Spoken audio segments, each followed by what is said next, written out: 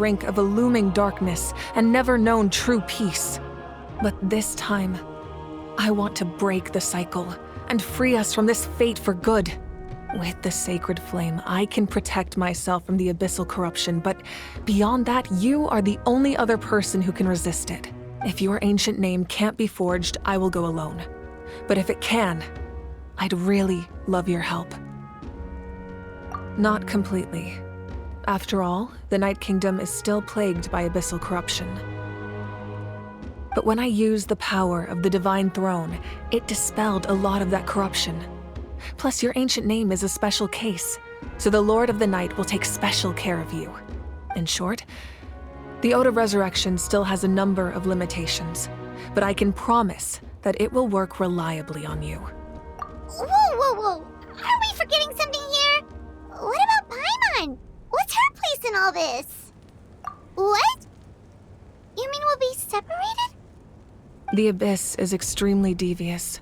If you two go there together, you can bet they'll make Paimon their primary target just to put us in an impossible position. Paimon wasn't that worried, but now she's petrified. What will you do without me? Okay, well, Paimon needs to think about this because you're really asking a lot of her, but we'll give Paimon some time and she'll do her best to rise to the challenge. I greatly appreciate it. Everyone in Natlan knows how important this final battle is. You will be remembered and revered long into the future, until the end of time. If you have any other questions, please ask away.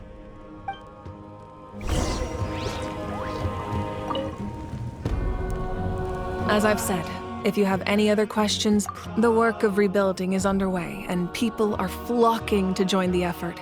The healing process, on the other hand, that's a bigger obstacle to overcome.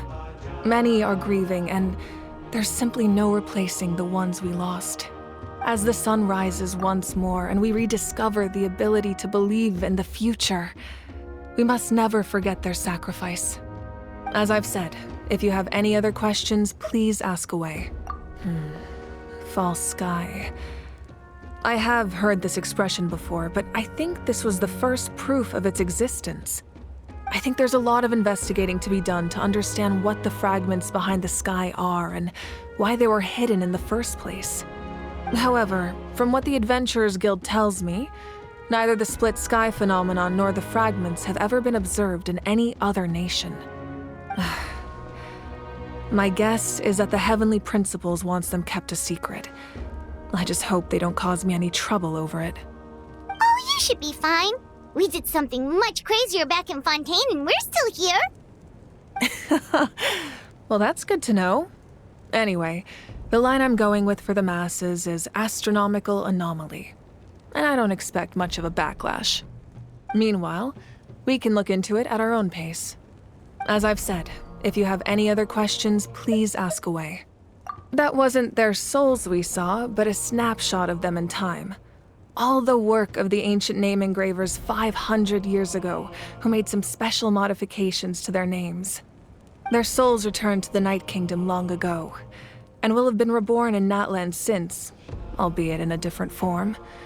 For all we know, they may have already lived many new lives by now. And so, even though we will never meet again, they will always be by our side in one way or another. I think that gives another layer of meaning to the phrase, "no one fights alone." As I've said, if you have any other questions, please ask away. We have a temporary alliance, but I can tell that saving Natlan is not his only goal. Yeah, Paimon still doesn't get why saving Natlan would be so important to him in the first place. Unless he's just a good guy who wants to avoid another Conria. But somehow Paimon doubts it's that simple. I wouldn't worry too much. Based on all the interactions we've had with him and knowing more about his background, I have a lot of respect for him. I don't think he has any ill intentions. Now, we should focus on the final battle. As I've said, if you have any other questions, please ask away.